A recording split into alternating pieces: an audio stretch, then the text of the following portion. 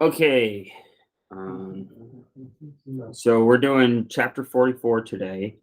Um, Today is kind of um, it's not the end of the story.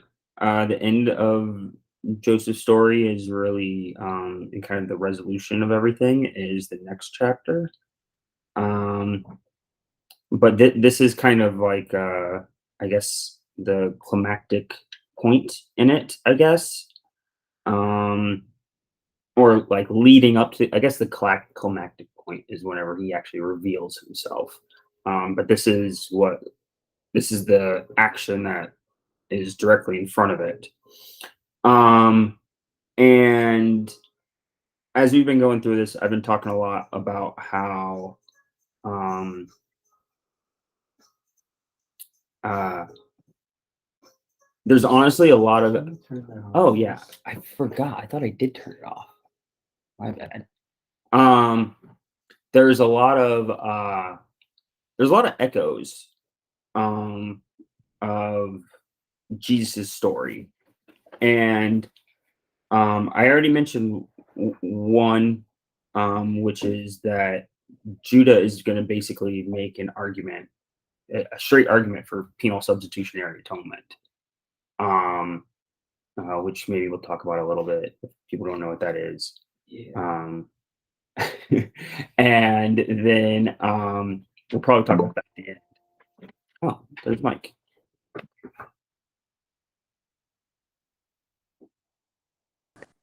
Join? Oh, there it is. Okay. Hello, Mike.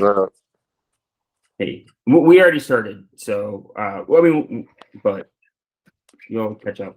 And Diego's here now too. So I knew if I texted I'll be late, I'd be on time. So okay. decided to So be you on just decided to commit to being late. as per last week's ethical dilemma. Okay.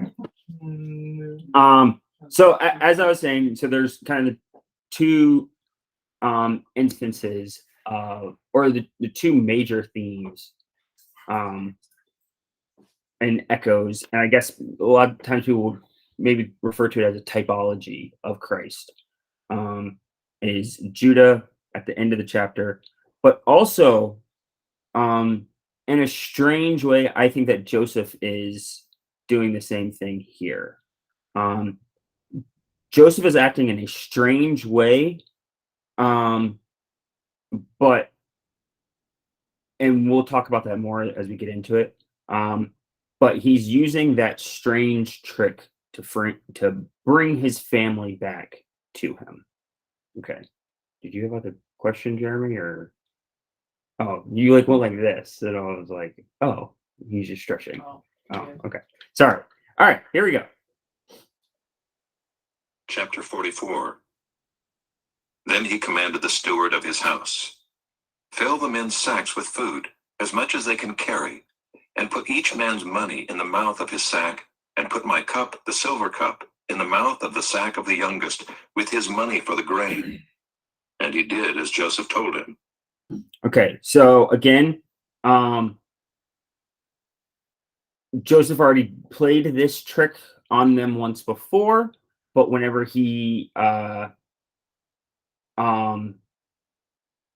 sent them out, he had kept Simeon with them but this time Simeon's been released, and so they don't have anything, they don't have really anything binding to bring them back other than the potential, like maybe they run out of food again or whatever. But he's just got done honoring Benjamin, right? He gave Benjamin like 5 times the amount of food. So he kind of displayed to them that he knew roughly who they were, kind of mystically, because he knew the order that their ages were. And blessed Benjamin, but now he's doing this new like trick thing. And most of the different versions that I've read it in, the section heading on this is Joseph tests his brothers. And the thing that he is testing them on is if they are willing to kill off an honored son of Rachel, just like they had done previously to him. Okay. All right. As soon as the morning was light, the men were sent away with their donkeys. They had gone only a short distance from the city. Now Joseph said to his steward, "Up, follow after the men, and when you overtake them, say to them, 'Why have you repaid evil for good? Is it not from this that my Lord drinks, and by this that he practices divination? You have done evil in doing this.'" Okay. So we have this cup, and he puts that into their sacks. So one of the things that's kind of weird about this particular section of the story is he puts both their money and their cups in their sacks. But as we're going to see, the money kind of just gets ignored this time around, and it's not really explained why it's ignored, because it says that the money goes back in all of their sacks. But really the emphasis is on the cup. And one of the things that's weird about the cup in this is that it's a divination cup. And you have Joseph here saying, tell them that I use this cup for divination. Well, like you read the rest of like the Torah and Pentateuch and the rest of the Old Testament, divination is not a good thing, right?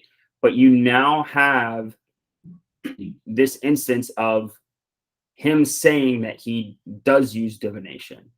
And it's really murky and it's not really addressed. And Could be tricking them, just saying it. That's what correct. I thought. So here are the options. The options are he's tricking them, because as you get throughout this chapter, he never actually says that he does use divination.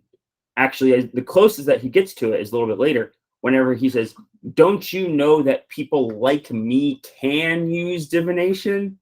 And he doesn't like, he's not saying, "I use divination to know that you did this," or anything like that. He's just saying, "I can do it." But also, even if he can do it with the cup, he doesn't have the cup. So clearly, if he did use divination to know that they had stolen the cup, he didn't use the divination from the cup, because like the cup is stolen, right? A different cup. So he uses some different thing, right? And so Power level cups. he's got backup. Steel cup and- Yeah, gold is his top cup, silver is his back. This is backup. Just like- Okay. No. He's got a divination.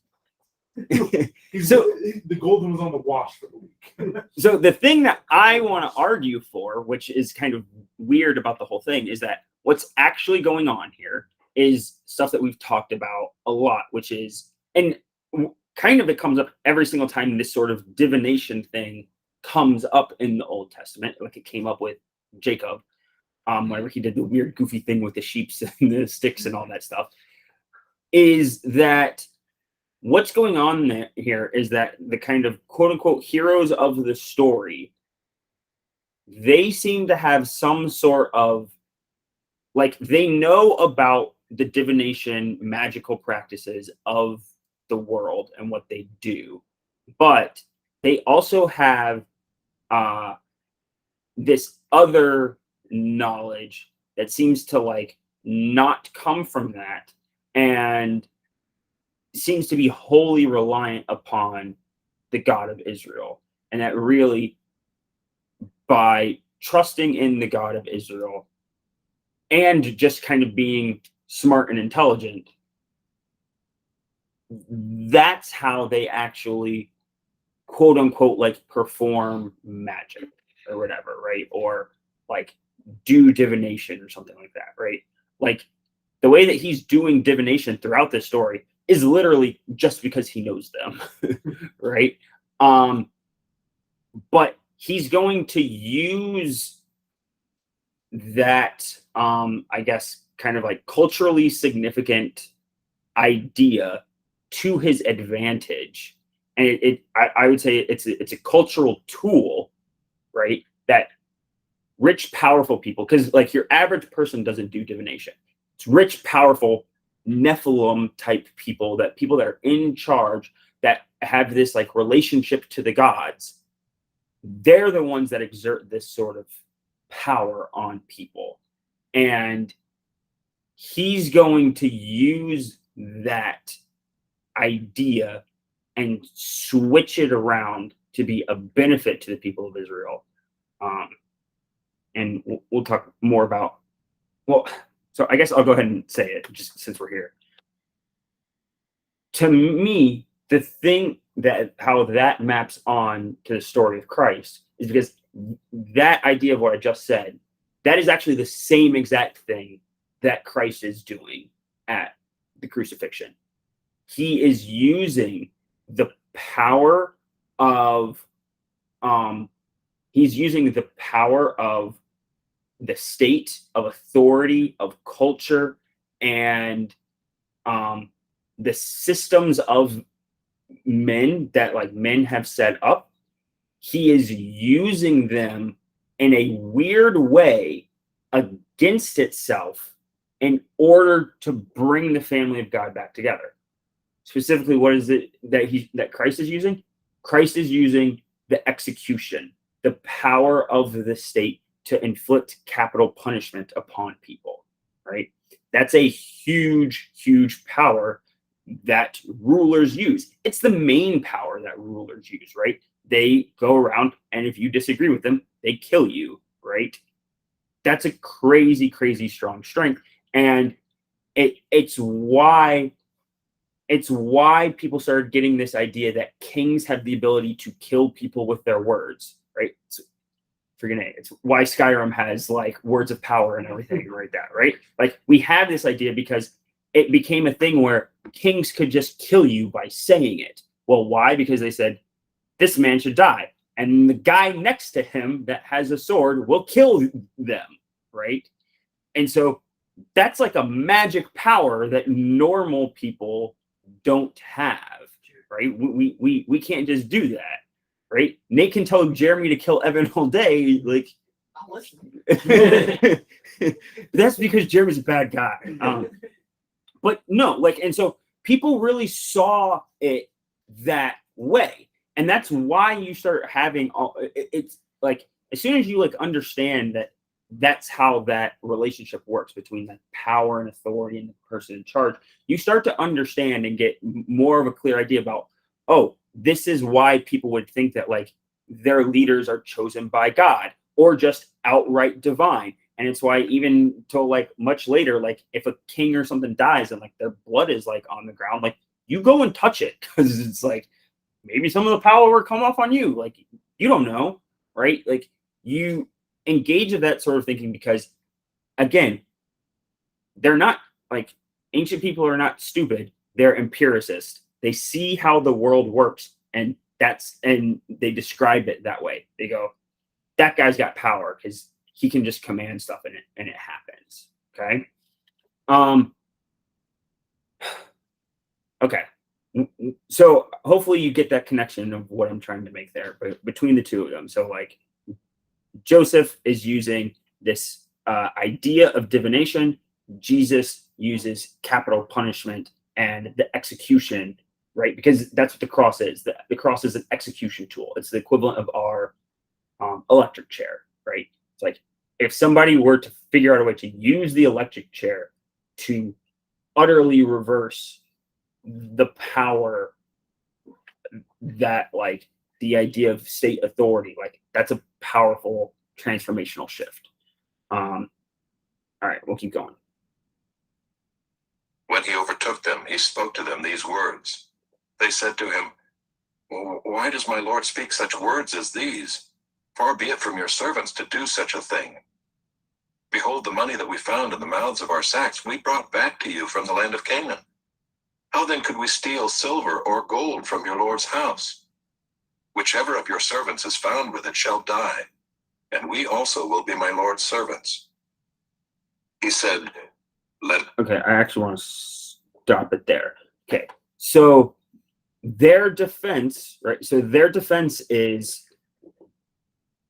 okay, the last time that this happened, right, we brought the money back to you.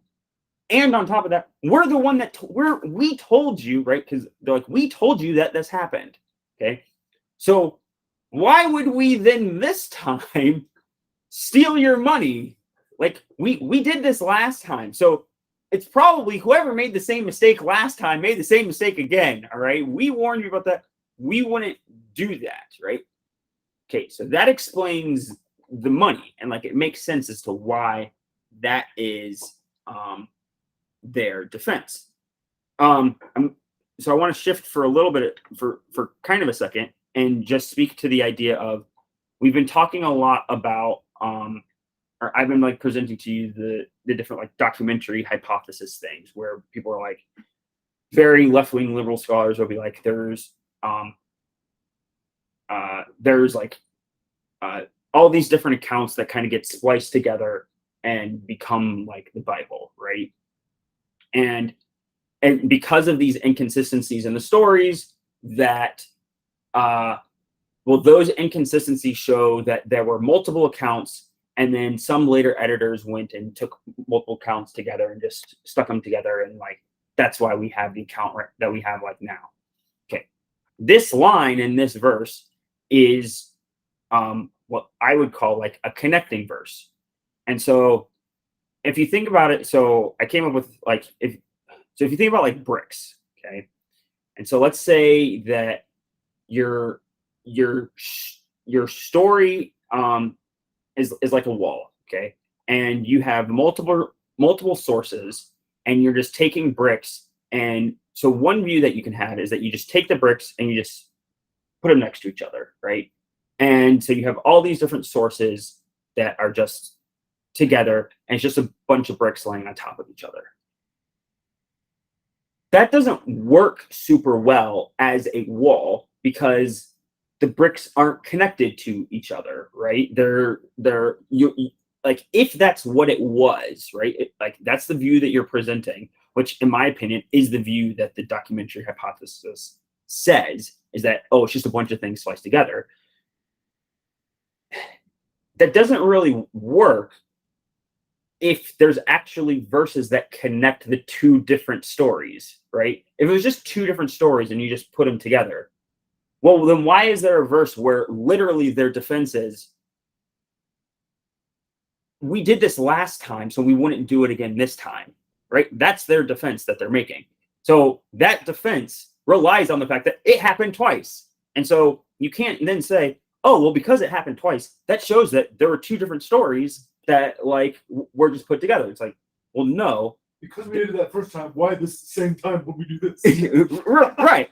Like if it didn't happen the first time, that defense doesn't make any sense. And so what verses like that are, is they act as like mortar, like between the bricks. Okay.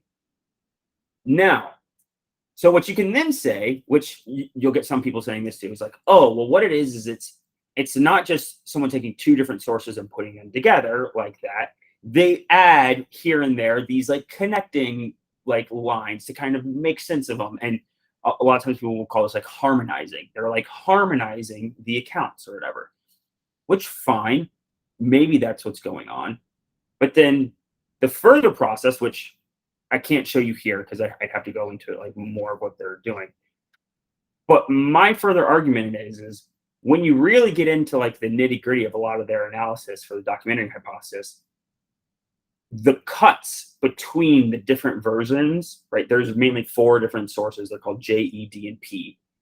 They'll be like this section, and sometimes this section is like 2 words. They'll be like, this section is from J. This section is from E. This sentence is from P. This one right here is E. And like eventually, and like it might be like a whole paragraph is like split up like 7 times. And I'm like, okay, well, hold on. If you're doing that much splicing of these different sources, what it's like is like you're taking your bricks and you're cutting them up a bunch. But then on top of that, you're also adding connecting material in between all of them. Well, eventually, if you do that so much, it's almost like your whole wall just becomes like plaster, right? And at that point, it's just one solid wall. And it's like, how can you even, at that point, it's just one thing.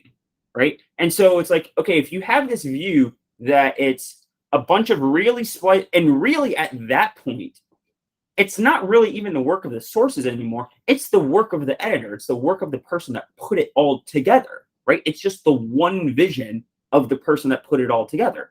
And so, and also the JEDP things, those are all hypothetical anyways.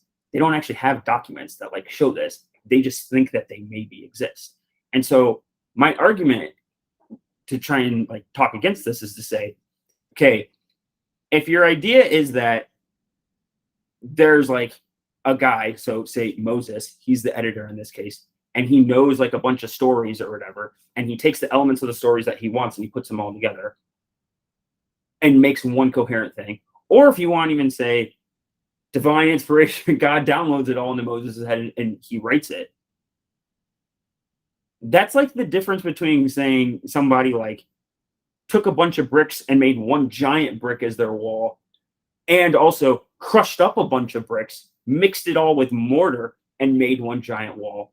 They're going to look basically the same, right? Like there's not a whole lot of differences between those two.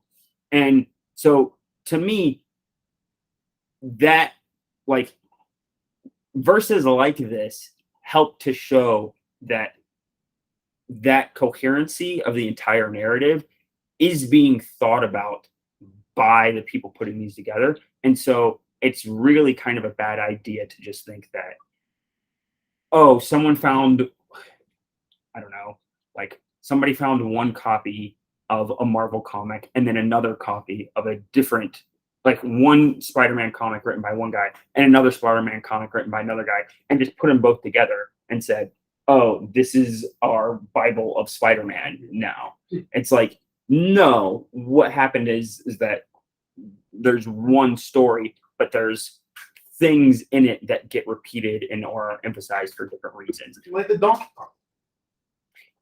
Yes. Yeah. Like, why do they spend so much time on the pirate plot? It doesn't make any sense, but the author wanted something to be said there. Before this whole documentation theory or whatever, their main core that they stand on is the Donkey Kong. No, it's anti. We have to understand our enemy by watching it. Ah, yes, know how they think. Okay, let's keep going. Be as you say.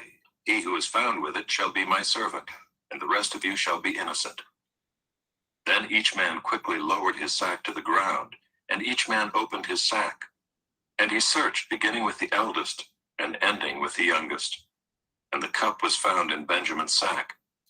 Then they tore their clothes, and every man loaded his donkey, and they returned to the city. Okay, so I want to read this line.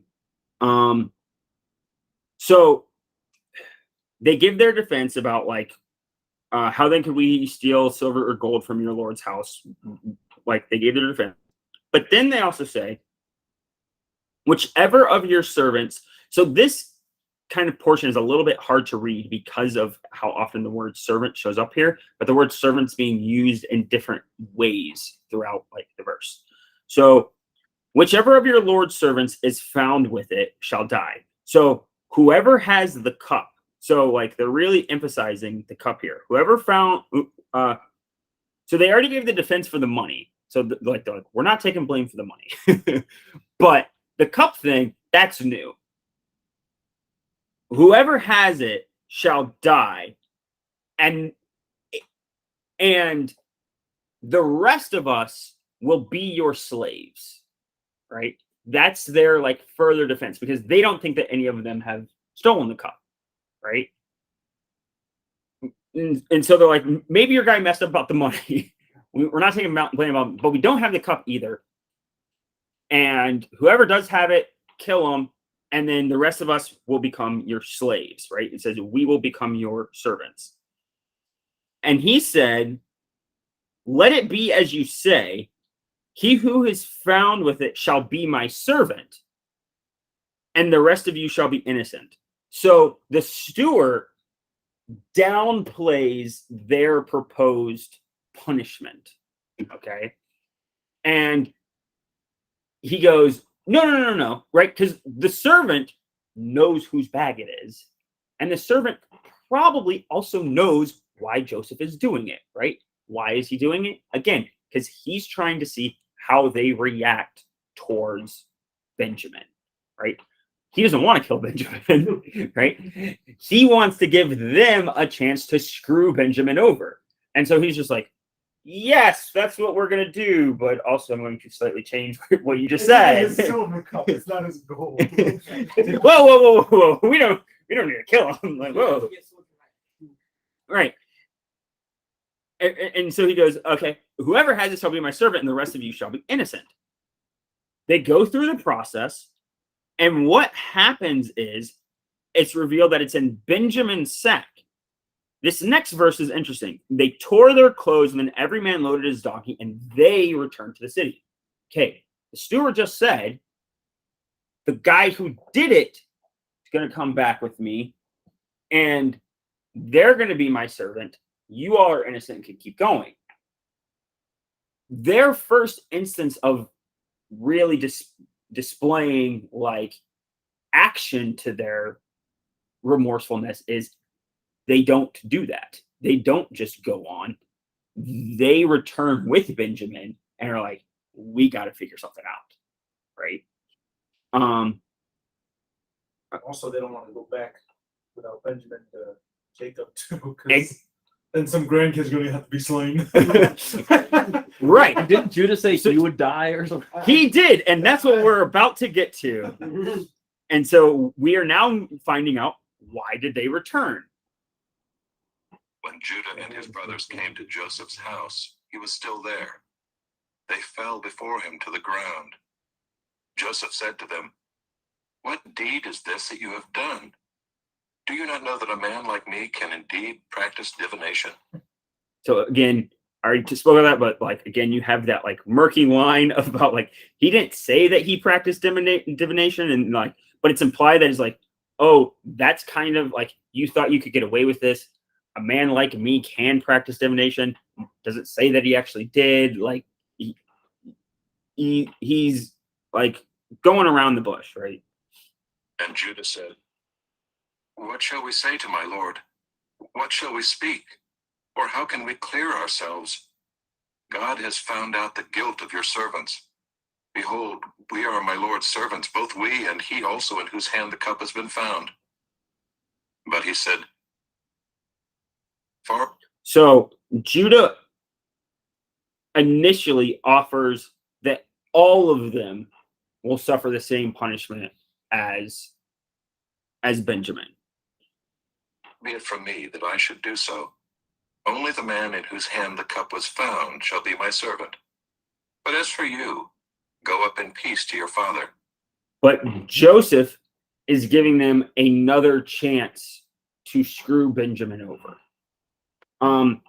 And that's one of the things that I kind of wanted to take a little bit of time to like think about that idea. Because often we think about, like, especially in the church, like we think about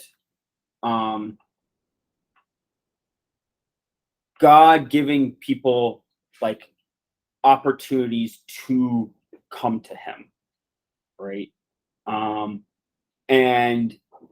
And especially like if you have like loved ones or whatever that don't like follow Christ or whatever, you might think like, oh, I'm gonna pray for them so that at some point God will be able to like get a hold of them and they'll have like a chance to repent of everything.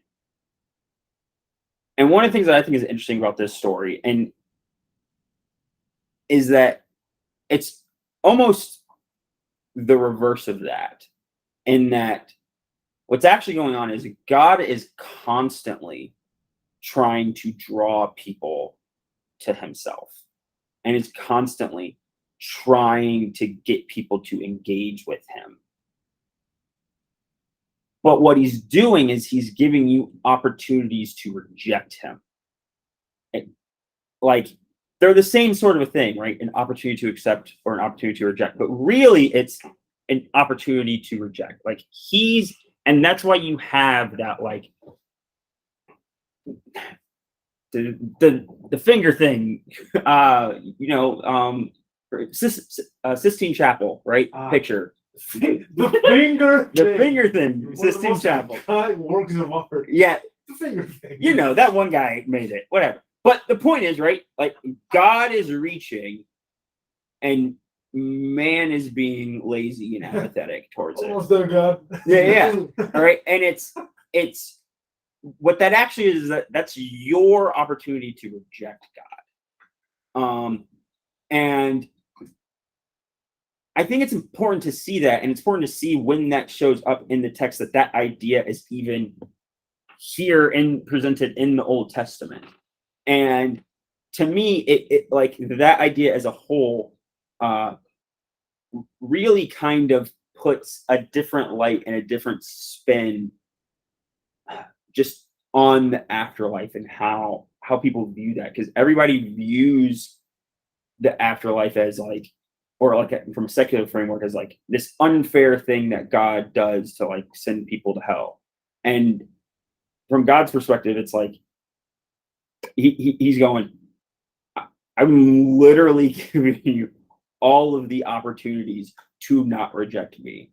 Like I'm putting everything out there. And especially, and that really is the ultimate kind of vision of Christ, is that he's like, I've literally put everything out there, everything on the line.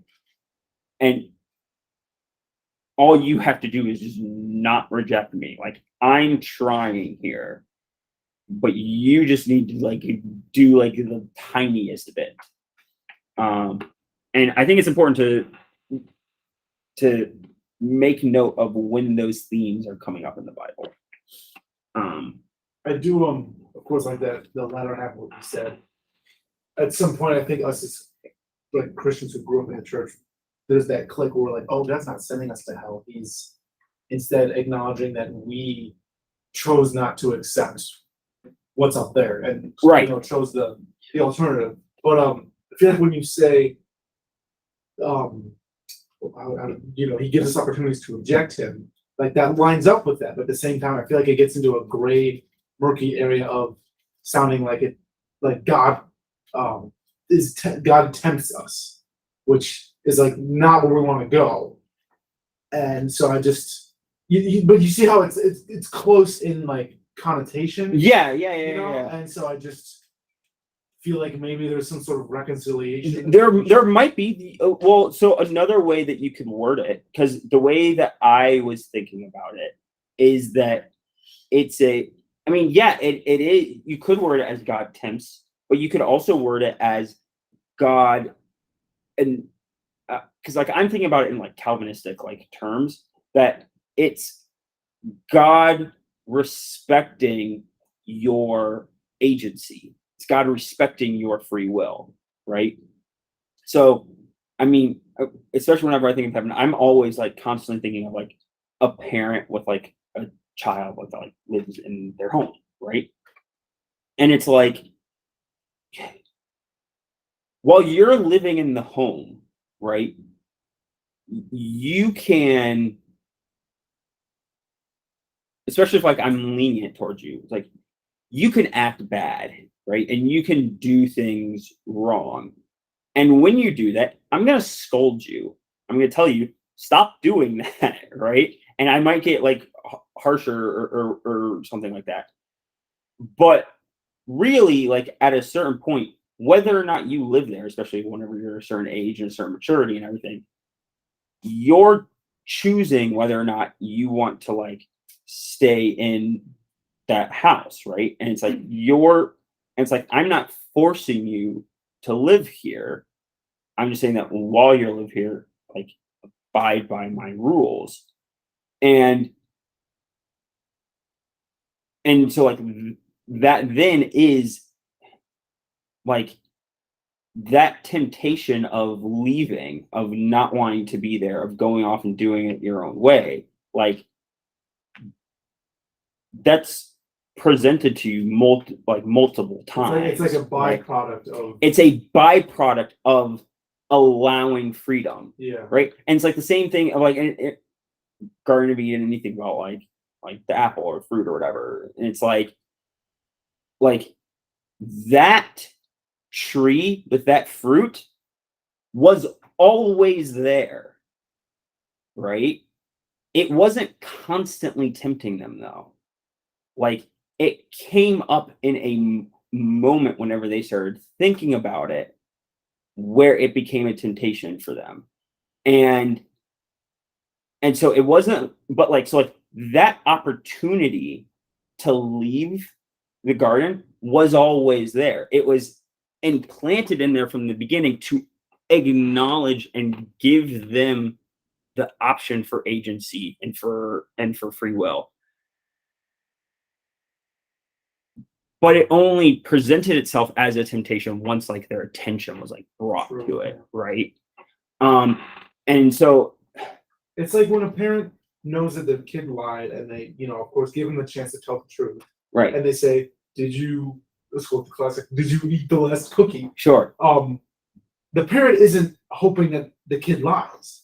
No. I mean, just like how with our foster kid, there was a situation where I myself knew that he was lying, Yes. and I gave him several chances to tell the truth, and I was like, oh, "Come on, you'll do it." You can do it. And that's the other thing. And It's I like still did. you also don't need that. You Right. don't need that information to know what happened. Mhm. That's not what the information is for. The information is for at that moment. It's a gut check. It's a vibe check, right? Of where they're at It's also even and like their an development. opportunity for growth, which if you Yes. mirror this metaphor into God, the opportunity for growth in Him by choosing Him. Yes. Choosing Him is the growth. And not rejecting, right? Not going away. So the short answer is there is no easy way to work this, but we'll cover. Right. And well, I There probably is an easier way. But so I guess finding out. what I want to say is that Well, like believers here. you can, like, if you want to, in all of these situations that we just talked about, you can frame any of those situations as like, oh, you're setting up that person to fail. Mhm. Like you're Yeah. tempting them, Right. right? Like you're tempting them, right? Like even with what you just said, you're tempting them to lie because you gave them an opportunity that they could lie. You could have just said, I know what happened. This is what it is. This is your punishment. Accept it. Moved on and just stripped their agency from them. But instead what happened was you went, tell me what happened, right? And that difference is like, if you just do the first thing, you remove that opportunity for growth and you remove that opportunity for connection, right? And so it's like, yeah, you can present it and you can frame it as a way of you're tempting them. But as soon as you do that, that displays a level of immaturity about the person that's accusing that shows that you don't even understand what's going on. Like you don't understand that my attempt to tempt you, quote unquote, is also my attempt to bring you to be the ultimate person that you can It's only be. temptation if your heart is in the wrong place. Right. It's only temptation if you want to view yourself as a victim and not as a person.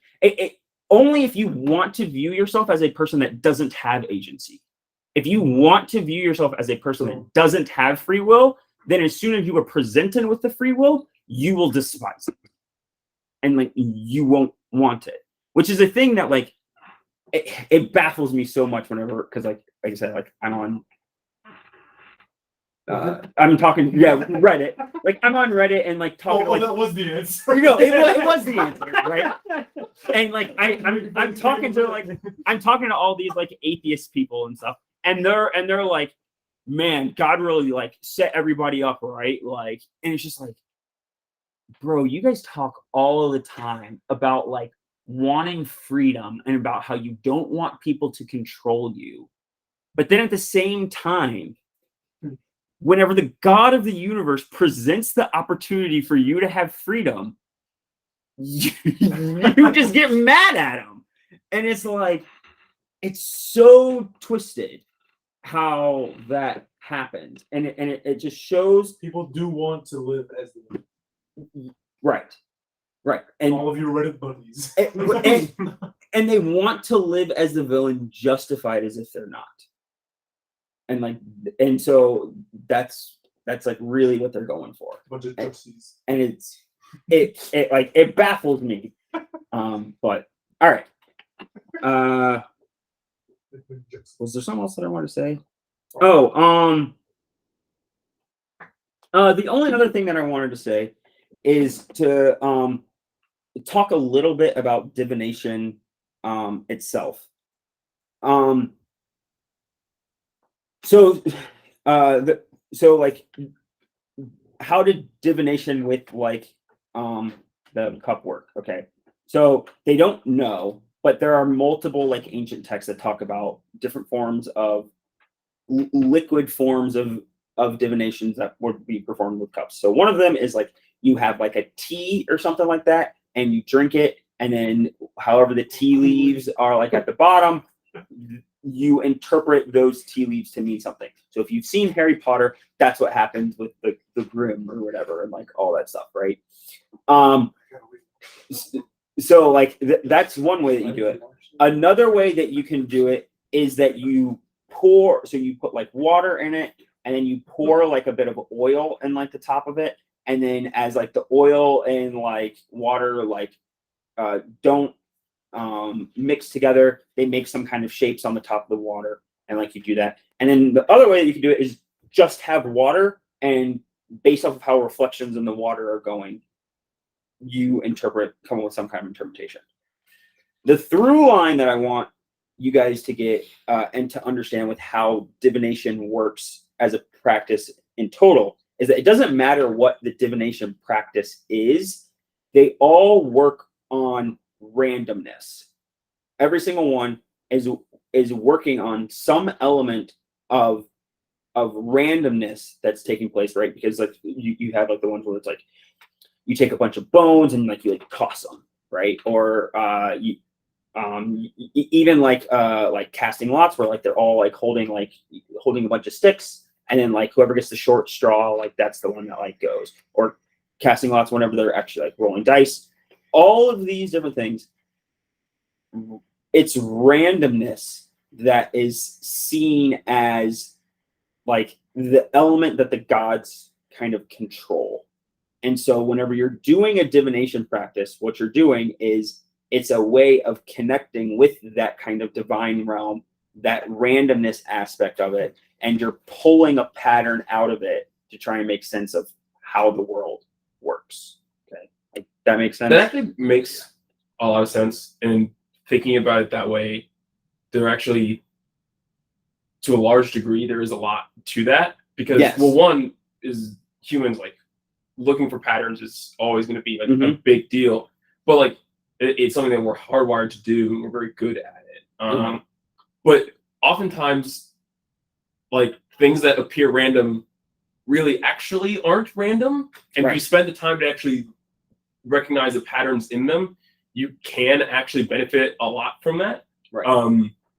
Example, stock market. Weather. Like I mean, like and like so like the first few people that figured out that like seasons and weathers and like general weather and like the floods of the Nile and that all this stuff had patterns, like the people that are able to figure out what the patterns of the world are, as soon as they figure that out, they are the people that are in charge, right? Because they're like, oh, these things, this area floods every year.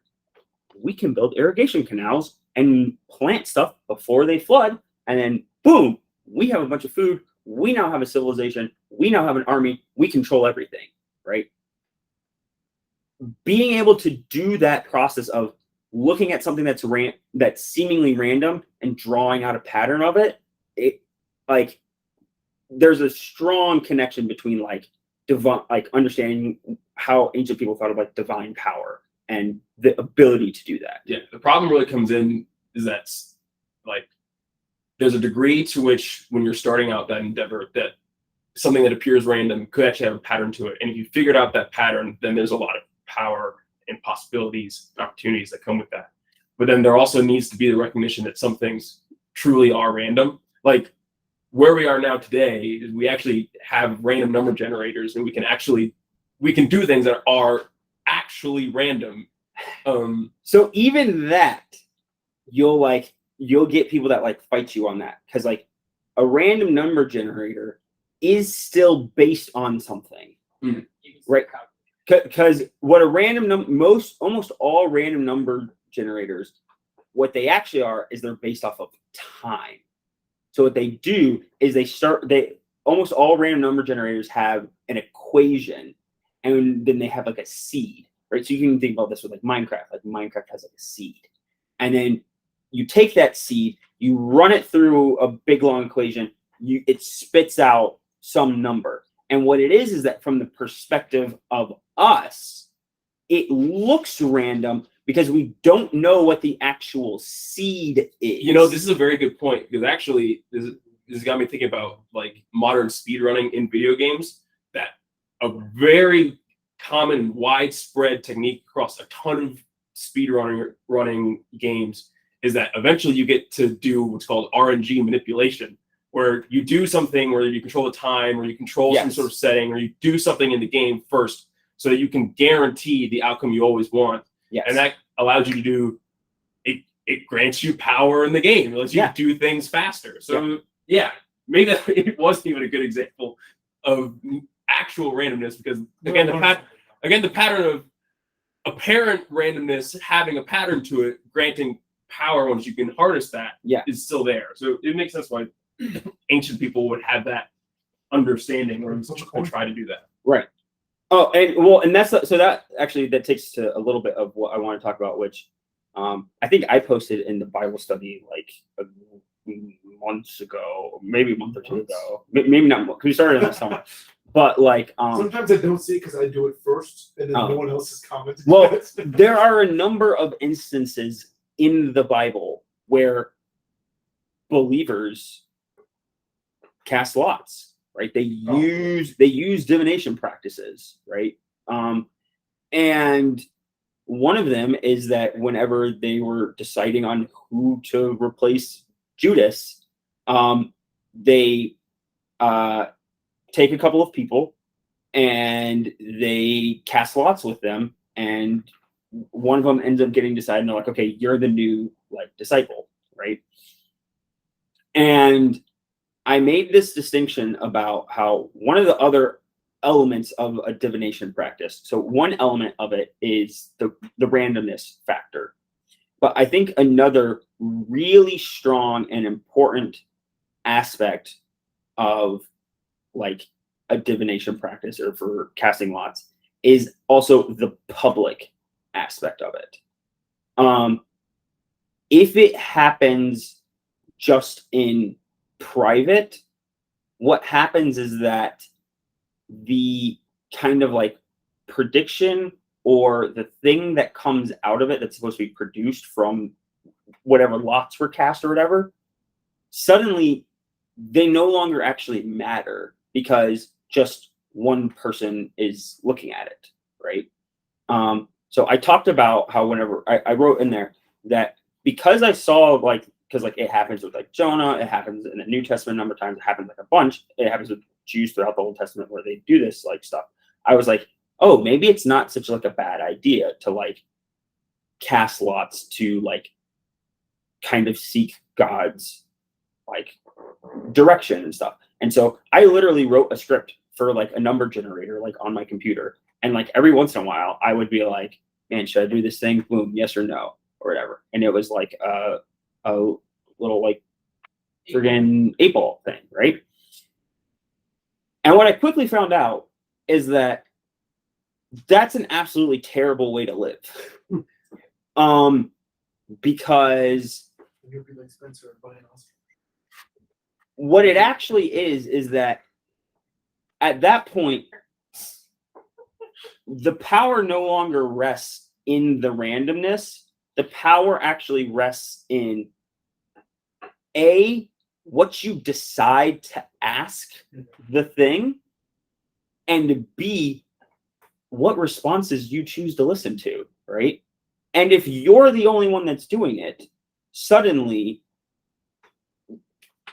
whatever that randomness thing generated doesn't matter. It didn't do anything, okay? Because if you didn't like the answer, you just re-ask the answer, or you can ask it a different question. You can do all this other stuff. And so the idea that I got from it, and after like trying to study it more closely in scripture, is that what I really feel like is that what it actually was is that pretty much every time that randomness or somebody casting lots comes up in the Bible, they're not actually asking God, what do we do? They're not asking God, what do we do? They're not asking God what's right. They already know what they should do. They already know generally what's right. The issue is that they have multiple options and they don't really have a good method to distinguish between them, right? They already know. So if you take like the one in the New Testament, they already know that they need to replace Judas so that they have the 12 disciples again. They already know that the person should have a certain number of qualifications. So they put up qualifications like has been with us the entire time of Jesus's like stuff. Is like a good guy, right? Understands like what the testimony is and like all this stuff. But they just don't know which one is the one that they should pick. And so they then use the randomness thing, which is casting lots, to see which one gets picked. And they do it publicly so that everybody knows this is the one that like got picked. And the more and more I started thinking about that, I was like, that's the same reason why, like, when we're playing like Eclipse or something, right? We all stand around the box, right? We don't just let one person off in the corner go, oh yeah, that person won. Also, Right. there's the intensity aspect of it. Well, right, but I want to see it The- happens live. the validity of the event, the validity of the tool of the casting of lots comes from the fact that all of us are communally watching it, and we all verified it, and we all agreed ahead of time that we would go with whatever like the thing that happened, right? You're saying I can't prevent a different party from watching and count votes? Wait, what? I was making a reference to. Well, votes aren't supposed to be random, Right, so no, my point is that the whole, He was trying to stop the steal, is what he was trying I'm talking about the public aspect of it. well, no. So like actually the same thing. Like the public should be able to look at the votes, right? Like that's the thing, that's the thing that makes it valid is whenever the public can. If the public can't look at the votes, suddenly there is an issue, right? And like we all feel that, we all get that. All right. So we're gonna keep going. Then Judah went up to him and said, Oh, my lord, please let your servant speak a word in my lord's ears, and let not your anger burn against your servant, for you are like Pharaoh himself. My lord, So just want to again point out that connection between the connection of you are like Pharaoh himself, connecting him with like because like Pharaoh is thought of like a deity, so like he's thinking of like Joseph like a deity, and you have this divination connection, like all of that connections are being made there. asked his servant, saying, Have you a father or a brother? And we said to my lord, We have a father, an old man, and a young brother, the child of his old age. His brother is dead, and he alone is left of his mother's children, and his father loves him. Then you said to your servants, Bring him down to me, that I may set my eyes on him. We said to my lord, The boy cannot leave his father, for if he should leave his father would die. Then you said to your servants, Unless your youngest brother comes down with you, you shall not see my face again. So that whole section is again mostly just repeat, and more or less just sets up for like this next section. When we went back to your servant, my father, we told him the words of my lord. And when our father said, Go again, buy us a little food, we said, We cannot go down. If our youngest brother goes with us, then we will go down, for we cannot see the man's face unless our youngest brother is with us. Then your servant my father said to us, you know that my wife bore me 2 sons. One left me, and I said, surely he has been torn to pieces, and I have never seen him since. If you take this one also from me, and harm happens to him, you will bring down my gray hairs in evil to Sheol. So I want us to take a little bit of time and think about that section in particular, because this whole process, especially for Joseph, right? It's been going on for like a year or so now, right? Where he saw his brothers, he wants to reconnect with them, but also doesn't like fully trust them, and is trying to figure out ways that he can bring them back, but also check them to see where they are at, like seeing if they're safe, seeing what he can do. And this is the first time that he's actually heard about how his dad reacted to his reported death, right? Because he wouldn't have known any of that information. He wouldn't have known that his dad said, if you take this one from me also and harm happens to him, you will bring my gray hairs down to and evil to Sheol, right? He didn't know that, like, part of the reason, right? Because he also might have been wondering why the heck did you guys wait a year before you came back to get like Simeon? And it's like, part of the reason why we didn't come down is because of how worried he was about Benjamin because of what happened to you, right? And like that right there is, I think, a big deal for, and I'll remind you of it next week when we get to it, but it's a part of the big deal of why he breaks up so much at the beginning of the next chapter after this speech is done, is because he's like getting hit with all this emotion about, crap, I was kind of mad at them, possibly, I'm assuming he's possibly mad at them for not coming back so quickly. But the reason why they didn't come back is because actually his dad really loves him and is really upset about him not being there, and is expressing that love now through his love of Benjamin. Right. What something else I'm seeing here that I think's kind of cool, and it just comes from like the way they talk to in like these whole passages, specifically in like the your servant type, kind of like honorifics type thing, especially when he says your servant my father said to us. So he's first addressing like the station related to, like, because of like your power dynamic, even this guy over here, he's your servant, but then just so that you know who I'm talking about, it's your father or my father. But like we know, like, this is dramatic irony type thing, the one other link that's missing from that statement is also your father too. Right.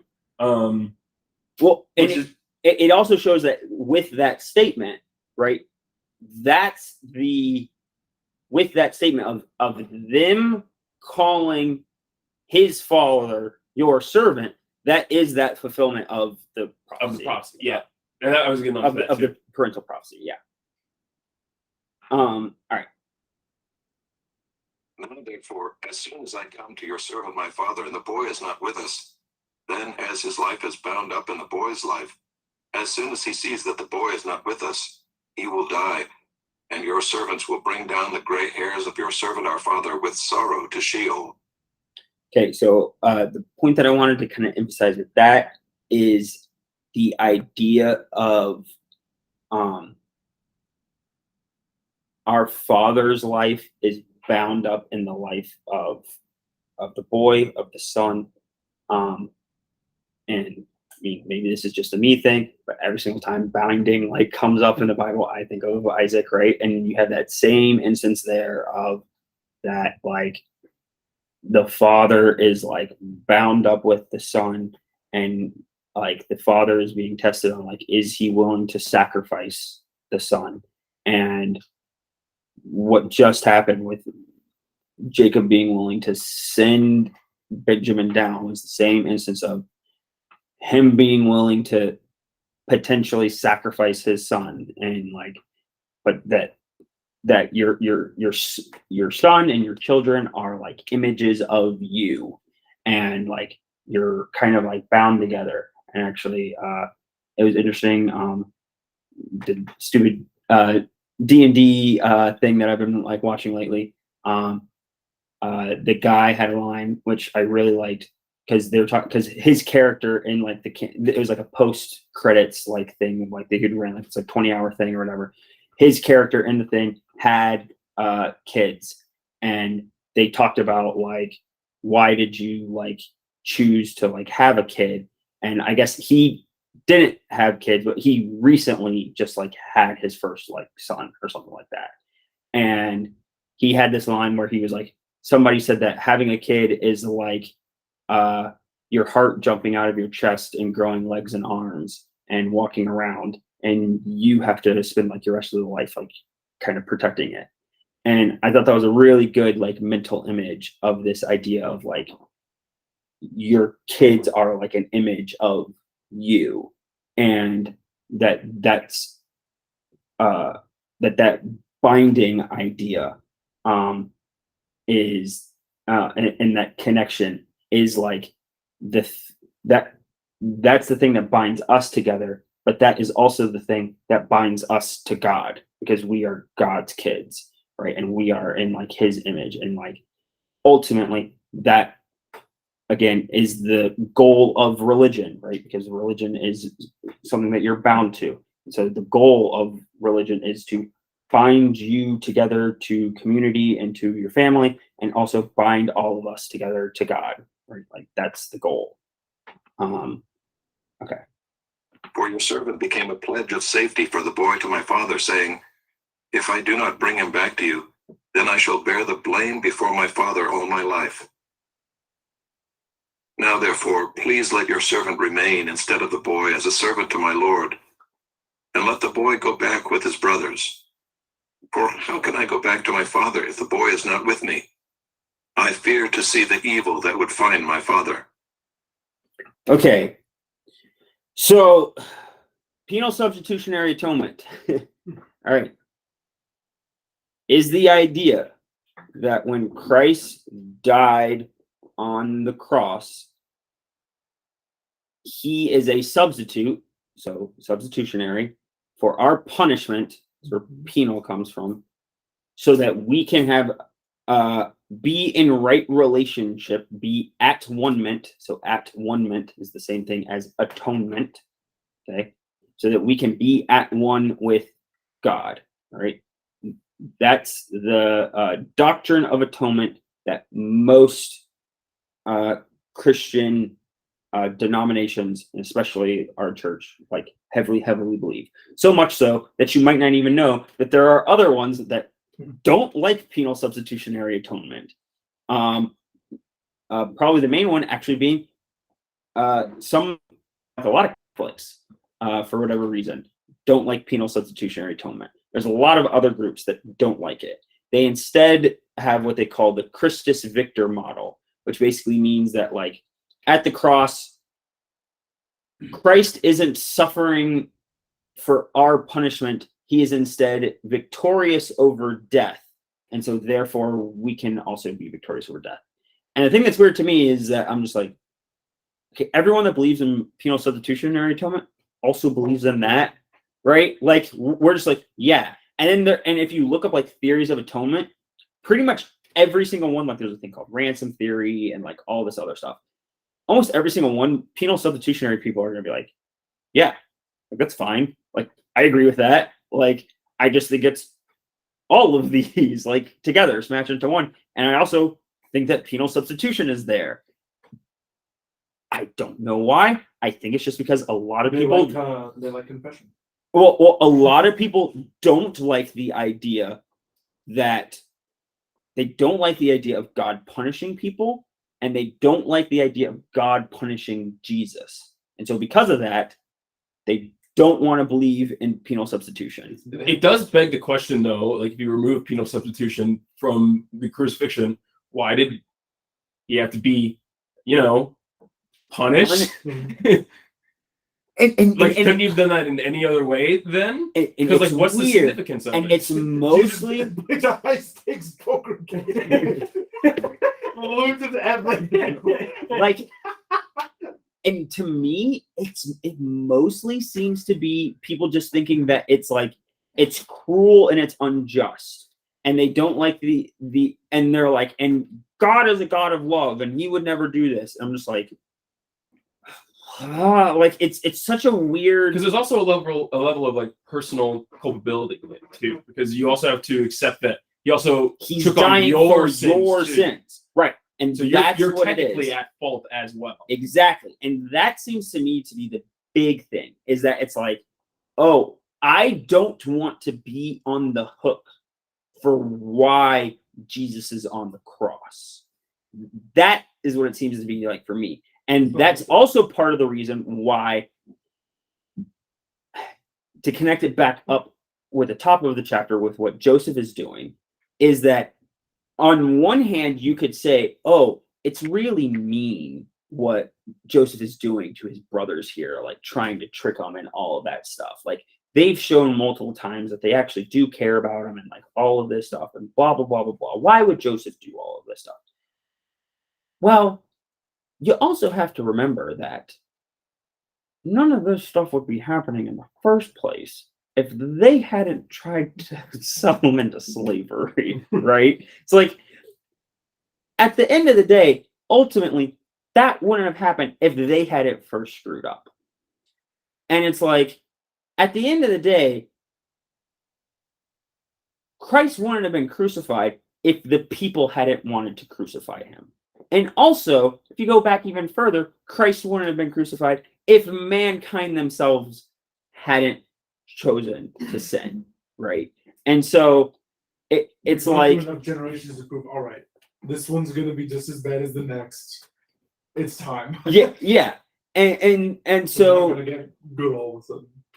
and so I think it's really good to know of instances in the Bible. And also instances throughout history. William Lane Craig, if you ever want to look at it, has a really good like playlist of videos on atonement. But just that this idea of some person who is technically innocent of the crime at hand voluntarily taking on the punishment of another person is one that happens all the time, is seen as perfectly just, and the person that does it is seen as a good person. So like, because like one of the things is like people are like, oh, God couldn't punish Jesus because Jesus is guiltless and he couldn't condemn him as guilty because then he would be putting blame on Jesus. And it's like, no. Jesus is still innocent. He's just accepting the guilt. Like when someone else is accepting the guilt, you actually end up viewing them as a better person, right? You think, oh, that's a good person, right? Because they're willing to take on the guilt of somebody else. That's a huge burden to take. And so just wanted you to be aware of those things because they come up in apologetics conversations a lot. And should be aware of where there are good examples in the scriptures of evidence for those different beliefs. Any comments or questions? I was wondering if there was I couldn't remember if we ever talked about the tearing of clothes and where that originates. Because I feel like that's not the first instance. No, it's not the first instance. And I couldn't remember if it was brought up in this class. Maybe I thought I would have missed it in the first few weeks. Probably, yeah, yeah. So it shows up. So it's not. I don't believe it's like. Pretty sure it's not. It's not like a law or regulation or something like thing that they have to do. Semitic cultural thing. It's a cultural thing that's an expression of grief. I knew And that. I was just wondering the origins of it. Is it strictly just a regional thing that they did 4,000 years ago? I mean, I think it's a strictly regional thing, but I also think that it intuitively makes a lot of sense because it's It does, yeah.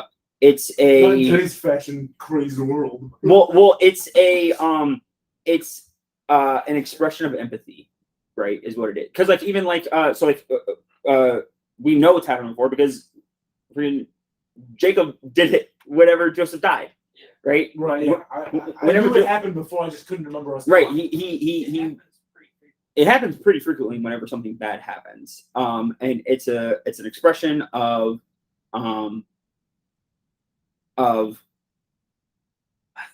well, it's a voluntarily because clothes have a lot to do with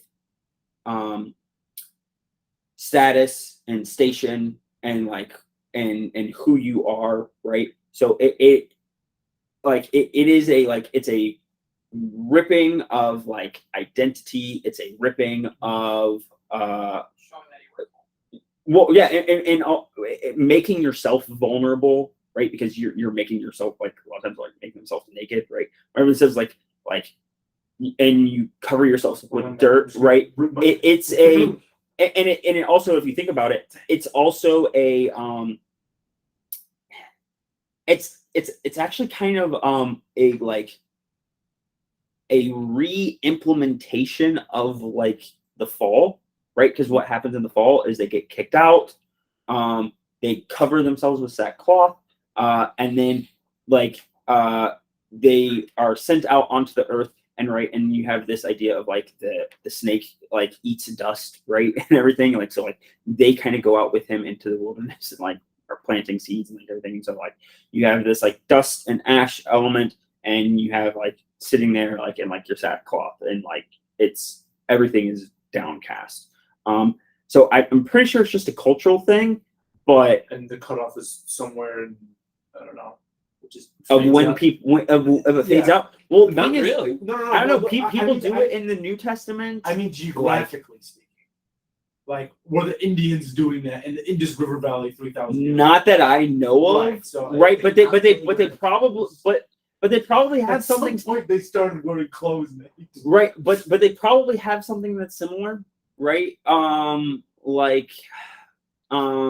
I mean, the practice of whenever you feel a sort of intense emotion and then the tearing or even removal of clothes as a response kind of will still persist. Like yeah. you would see it all the time, like when someone scores a goal in soccer, Yeah. and they know that the penalty for that is you get a yellow card anyway, but they still do it a lot. Well, they do it. They should do it at the end of a match. And like it'll be Sometimes they don't. Sometimes they do it at the end of the first But half. They're like, what are you doing? it will be different. So like one of them, so like the main one is like I'm trying to think in like Ragnarok, like it's not like I know like all of the like shame practices of like every single culture, but I You need do to know these things. but I do know like a couple. So like actually, so if you ever watch one of my favorite movies, Seven Samurai, right, they're actually the opening scene in Seven Samurai Watched it like 2 years. is it's all of the villagers are they're lamenting over the fact that these bandits are constantly coming and taking all of their food. And so what they do is they all gather in the center of the town, and they don't know what to do about it. And so all of them they don't sit down, but they all like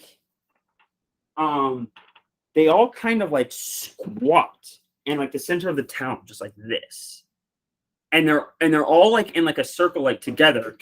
And then whenever one of them wants to say something, they stand up and they kind of yell at like the crowd. And a lot of them, it's like wailing. They're like crying because like pretty much all of them are like, or a lot of them are crying. They're crying and they'll yell blah blah blah blah, and they'll sit back down. And they like kind of like take turns doing it. So like actually, I know for like. This is what in like funeral rites for like the Jews, they like have like they're like the women are supposed to like wail and like like be really loud and like screaming, kind of crying and everything. And they'll actually have like they talk about like they had women in like Jewish society who literally their job was to go to funerals and scream and cry and wail and stuff. And then even in that scene, like in Seven Samurai, you see like one of the guys stands up, and if they become mad at the group, because like a couple of guys, like it might just be one guy or it might be a couple guys, I don't remember, I have to rewatch the movie. After he stands up and he yells at everybody because he's mad at the group, he walks away from the group out of the thing like 10, 20 feet or whatever, and then he squats back down. Right. And so they do the same, like going back like into the dirt, like, and he's like kind of like crying and lamenting. It's the same, like, so like, and I know that that's like a cultural practice. And like, if you watch like, actually, if you watch like different like historical like animes and stuff, they'll sometimes do that kind of same like that. I know you're not gonna do that, but it's whatever. Like, it's fine. Samurai someday, but I'm not. Seven Samurai is a great movie, But it probably also persisted as a cultural phenomenon because there's probably a good deal of catharsis that comes with doing it. Because just as an action to do something that actually changes your state and visibly shows your emotion, like I wouldn't feel good, but that's what catharsis is in like a bad moment. It's like, you do get something out of doing it, and I'm sure that they experienced that, and that's probably the reason why it persisted. Well, there's actually, I just got done. There was like a thing mentioned in like a podcast that I was listening to where like they were talking about like different like cathartic like elements and stuff. And so like one of the things is that, so like whenever you're hurt, right, you swear, right, a lot of times. And they found that if you swear, you can actually endure pain for longer. So they did a thing where I forget what it was, but like they had people like voluntarily enduring some type of pain. Like I don't know what it might have been, like touching something hot or like something, but people were like voluntarily like probably shock. It was probably because they shot. I think it was putting your hand in ice water. I think that's what it might have been. Like, so it was like if you just stick your hand in like a bucket of like ice water or whatever, I think you can endure it for like 30% longer. So like they had like certain people just put their hand in and like not say anything, and then put your hand in and like say something, and then like people put your hand in and like just swear the entire time. And the people that swore the entire time were able to keep their hand in longer than all the other groups. And so like all like different like cathartic practices and stuff, it's like, yeah, you do get stuff out of it. But and a lot of it is like resilience, endurance, and sometimes it's signaling to other people in the group like how you're doing, how you're feeling, so people will come and like say stuff to you, which that could be like a double-edged sword, but it's also a good thing. So sorry, Mike, did you have a question? No, I didn't have anything. Oh, okay. Anybody else? That actually went a lot longer than I thought it would. But I'll stop the room there.